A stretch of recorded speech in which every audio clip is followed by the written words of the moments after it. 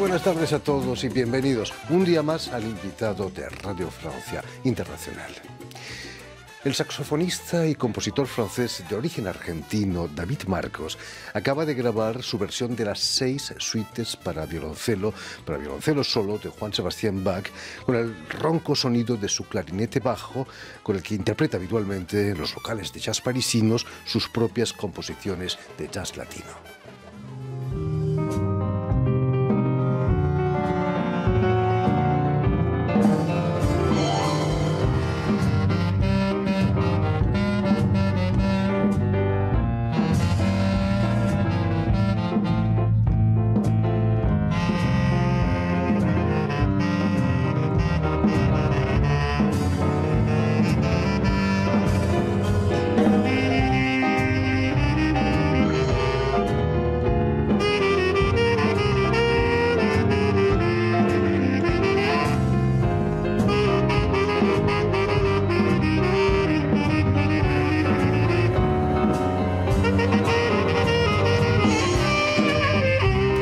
Precisamente para hablarnos de este nuevo álbum y de su intensa trayectoria musical, David Marcos ha sido tan amable de venir una vez más a nuestro programa.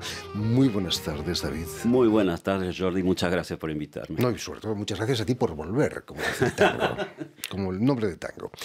Permíteme que explique antes que nada que has nacido aquí en París, en una familia con orígenes argentinos, pero cuéntanos, ¿cuáles fueron las razones de venir a París de tus padres? Bueno, mi padre es pintor y creo que él nació en España en realidad y en un periodo que era políticamente difícil en España, y en el 48 toda su familia se fue a Argentina y en realidad llegaron a Buenos Aires, pero se fueron a Bahía Blanca bastante rápido, que es una ciudad un poco más al sur, una ciudad chica. Y mi madre, ella nació, también tiene una historia medio compleja porque nació en Bolivia, en La Paz, pero los padres se fueron a vivir a Buenos Aires hasta cuando ella era muy chiquita y se crió en Buenos Aires. Y en realidad vinieron cada uno por su lado, se conocieron en París. Mi papá yo creo que venía por el aspecto cultural, como él es pintor, venía a ver acá toda la riqueza, digamos, en toda Latinoamérica. Francia, y especialmente en ese momento, era una especie de objetivo cultural claro. Y no podía no podía ir a España porque en ese momento no había hecho el servicio militar, tenía unos problemas con Franco, obviamente. Y mi madre vino a hacer estudios universitarios acá y bueno, yo nací muy poquito tiempo, unos meses después de que mi papá haya llegado, y creo que se fueron quedando en realidad, y yo también en realidad me fui sedentarizando acá. En el fondo el ADN de los argentinos es ese, ¿no? Sí. Diversos. Totalmente. Curiosamente me contabas que cuando entras en la escuela no hablabas francés, a pesar de haber nacido aquí en París, ¿no? ¿Fue traumático para ti eso? Sí, la verdad es que bastante. Fueron momentos medio raros porque en mi casa siempre se habló castellano, entonces obviamente llegué a los 3 años, me tocaba ir a la escuela y no hablaba ni una palabra, o sea que llegué ahí y me acuerdo que iba con un poncho y con un gorro de indígena, digamos, y no la pasé muy bien. Ahora podemos reírnos, pero en realidad en ese momento no la pasé tan bien. Y bueno, después fue todo un momento de incertidumbre más o menos hasta la adolescencia, en que no sabía si mis padres si nos íbamos a quedar acá o si íbamos. Ellos siempre decían cuando volvamos, hasta el rato que entendí que no íbamos a volver. Y entonces ahí empecé alrededor de los 13 años, que curiosamente fue el momento en el que tuve la nacionalidad francesa por opción. Porque yo había nacido acá, pero en ese momento no había yo tenía pasaporte argentino, había nacido acá, pero no había nacionalidad del suelo en Francia. Entonces, a los 13 años tuve la nacionalidad francesa por opción y después, mucho más tarde, la nacionalidad argentina por opción también. Así que tengo las dos nacionalidades que las tengo por opción. Así es. Y a los 5 años empiezas tus estudios musicales empujado por tu madre, ¿no? Sí. Y sí, en principio, una madre que nació en Bolivia, tocas la flauta, quizás hay una relación con la música boliviana. No estoy muy seguro porque mi madre venía de un medio que estaba más bien vinculado con la música académica europea, digamos, o sea que no creo que haya tenido una sensibilidad extrema para la música boliviana tradicional y folclórica. No, yo creo que es porque yo empecé a estudiar en la Schola Cantorum, al En lado pleno del centro de París, Claro.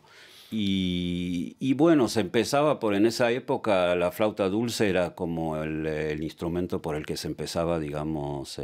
En la Escola Cantorum enfrente del patio había un lugar que probablemente sigue existiendo, donde había un órgano absolutamente impresionante. Y en realidad mi sueño era tocar el órgano, pero muy complicado, así que terminé con la flauta dulce.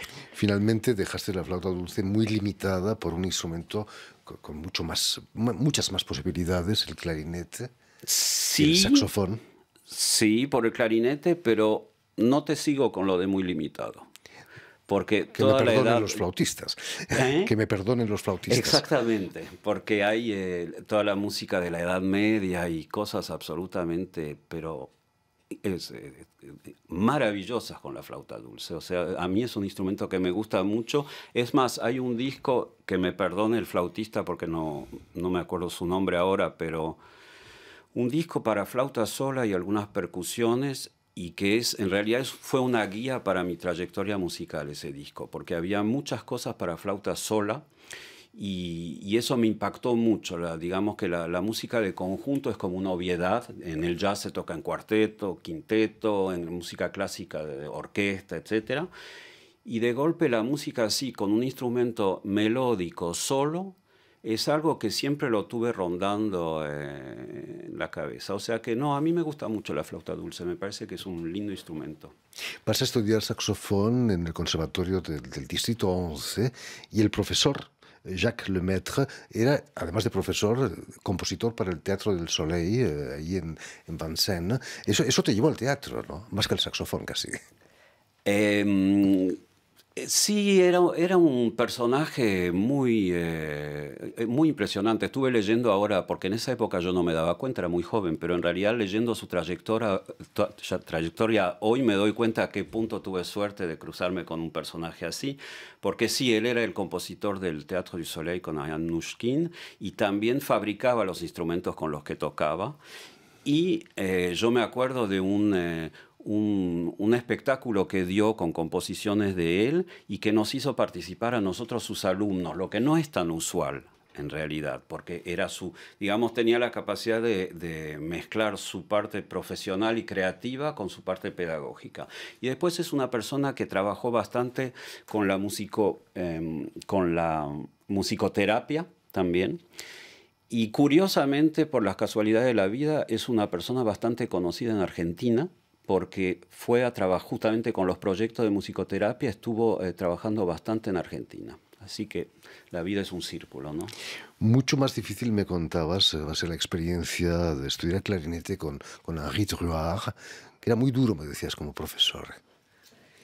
Sí, sí, era muy duro. En realidad acá en Francia toda la escuela de los instrumentos de viento venía del norte, del país de las minas. ¿Viste como esa película, Los Virtuosos?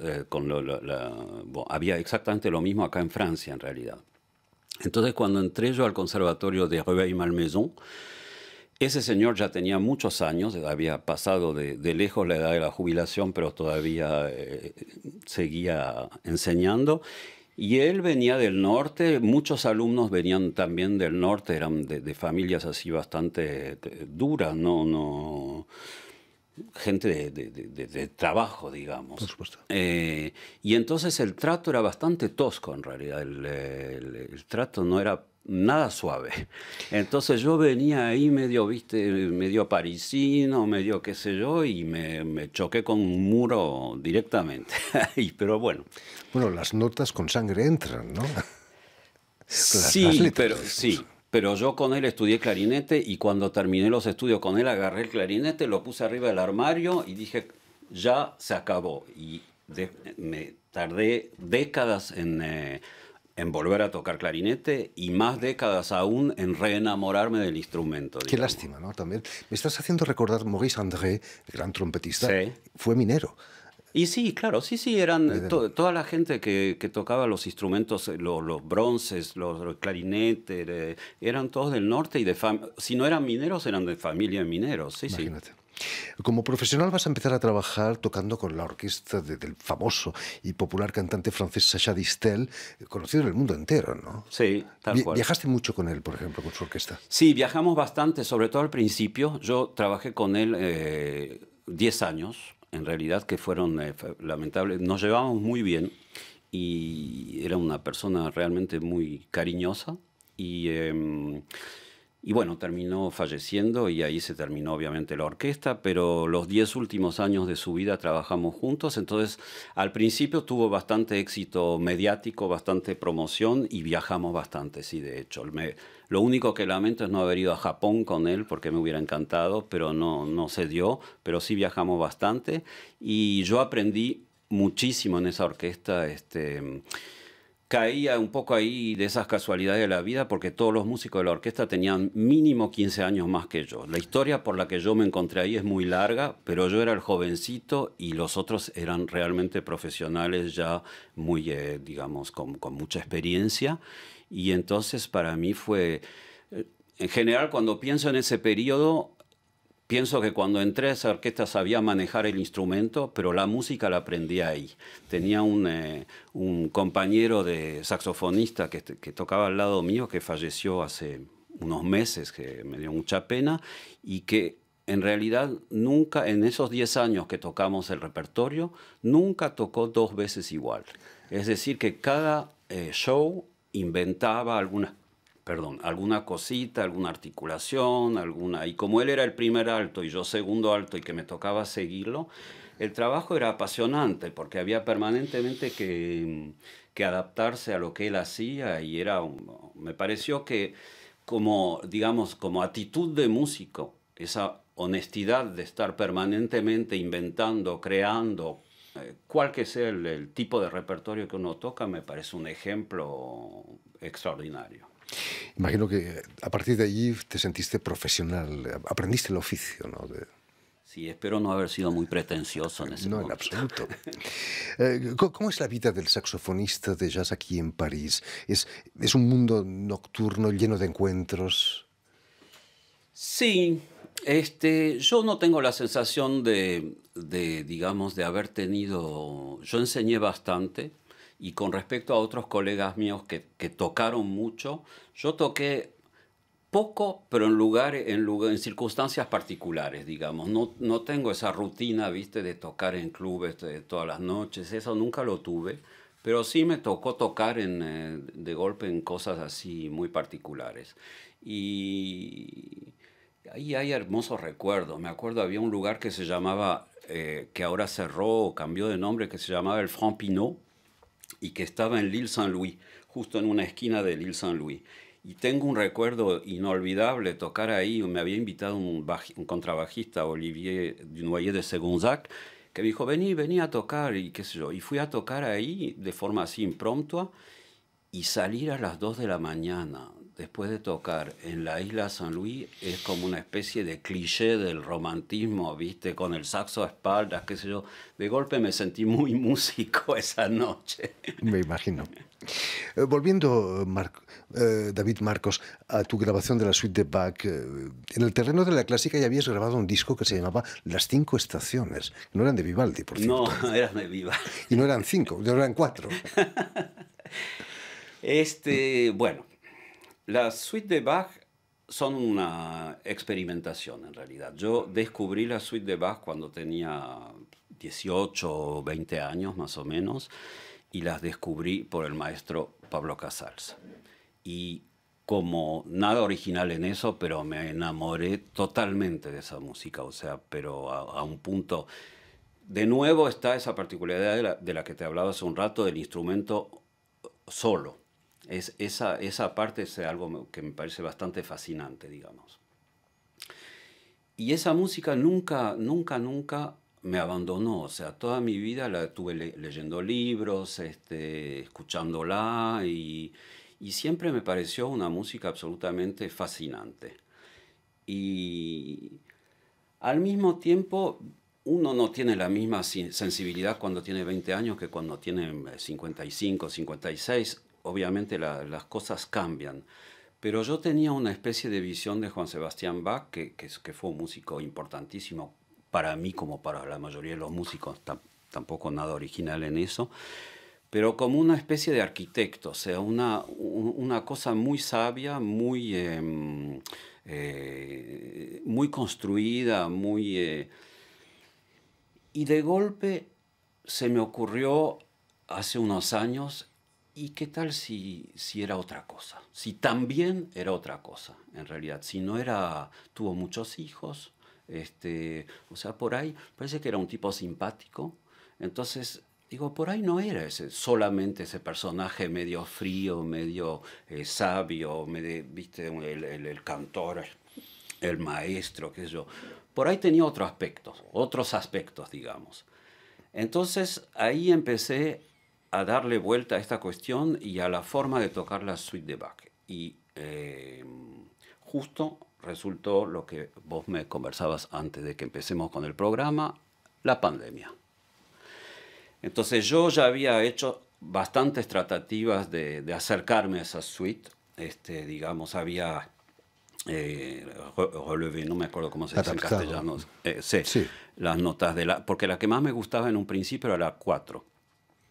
Y bueno, empecé a tocar un poco así, ver qué podía hacer con eso. No me convenció. Después, como me gustaba mucho la 4, compuse un tema que se llama Amor a Muerte y que era una especie de homenaje a esa suite, un poco a la manière de, algo así, que lo toqué varias veces en conciertos. Y cuando llegó la pandemia y que estuvimos todos en la primera y que estuvimos todos encerrados en la casa, dije, bueno, por ahí ahora es el momento de intentar algo con esta suite. Hace falta tiempo, estar confinado para poder concentrarse en para subir esa arquitectura que tú decías. Hay que escalarla, ¿no? Son difíciles, son difíciles de tocar. Hay que atreverse también, porque hay tantos genios que las tocaron que digamos, ya tocarlas hay que atreverse, pero grabarlas me costó bastante trabajo atreverme a grabarlas. Cuéntanos, David, ¿cuáles son las limitaciones del clarinete bajo en relación al violoncelo? Al violonchelo. Quizás no se pueden hacer dos notas al mismo tiempo con el clarinete. Primero que en la suite hay algunas partes que, digamos, el hecho de tocar la suite con el clarinete bajo en sí no es muy original. O sea, los clarinetistas bajos todos en algún momento tocamos la suite y en general se usan transcripciones que, digamos, en lugar de tocar las notas simultáneamente, se tocan arpegiadas. Entonces yo me pregunté qué hacer. Al principio empecé así y no me terminaba de convencer el asunto de arpegiar porque, claro, el sonido no permanece. Entonces, de golpe da una especie de cosa que permanentemente está... artificial, ¿no? Sí, arpegiando así, quedaba medio raro. Pero en realidad el trabajo que hizo que yo me atreviera a grabar esto, más que quedarme tranquilo en mi casita estudiándolas, es que en realidad se me ocurrió que había tal vez una posibilidad para que en realidad sea música improvisada. Es lo que he sentido escuchando tu versión. Puede ser que Bach también hubiera improvisado, ¿no? Esa es mi hipótesis. Resulta que el único manuscrito que existe de esa suite es de la mano de la esposa, Ana Magdalena. Entonces, qué sé yo, por ahí él improvisaba, ella anotaba y en realidad me tomé la libertad de explorar ese camino. No sé, entonces después le hice escuchar a algunos amigos, algunos chelistas, algunos me lo tiraron por la cara, me dijeron que no. Porque además lo que pasa es que tocarlo para los chelistas hay partes que son más sencillas, pero partes que son realmente muy difíciles. Entonces de golpe yo como le desarmaba el ritmo, de alguna forma lo hacía más fácil. Entonces para ellos era un poco... una traición. Sí, exactamente.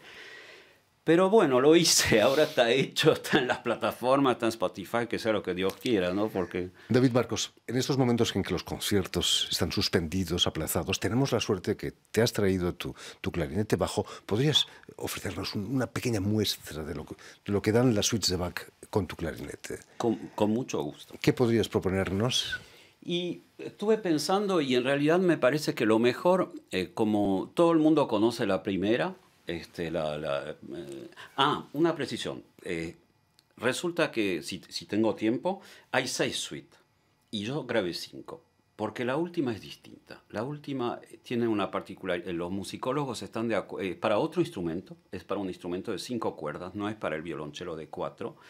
Y aparentemente es bastante más tardía. Y yo empecé a estudiarla de la misma forma y me di cuenta que no funcionaba como las otras, digamos.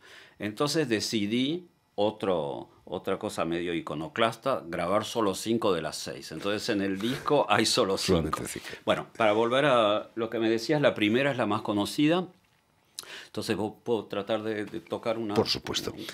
David Marcos nos va a proponer el preludio de la primera suite, el primera suite de Juan Sebastián Bach para violoncelo solo, interpretado con su clarinete bajo que ha traído esta tarde con nosotros.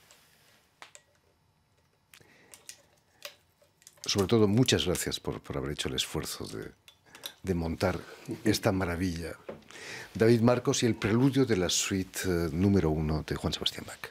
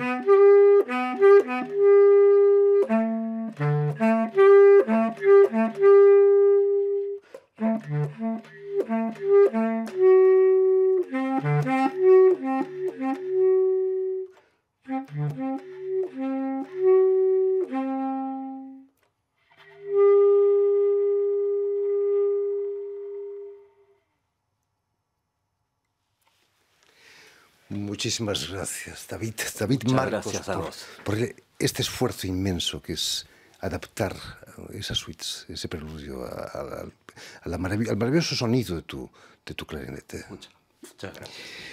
Permíteme también que dé las gracias, digamos que están en todas las plataformas ya esas suites de Bach interpretadas por ti. Sí, tal cual. Pues ya lo saben, ahí están todas las plataformas, las 5 suites y no 6 Exactamente. de Juan Sebastián Bach adaptadas para el clarinete bajo. Muchísimas gracias de nuevo. Permíteme también que dé las gracias a Vanessa Loiseau y a Julian Leng, quienes se han ocupado hoy de la realización del programa. Muchas gracias a ustedes. Y enviar un saludo muy especial a nuestros telespectadores que nos siguen en toda América Latina, seguro que en Buenos Aires también, gracias a una cadena de televisión uruguaya que emite desde Montevideo y que se llama UCL, un canal latino. Muchas gracias, Jordi. Y a ustedes, muchísimas gracias por habernos seguido y les damos cita para una nueva edición de El Invitado de Radio Francia Internacional.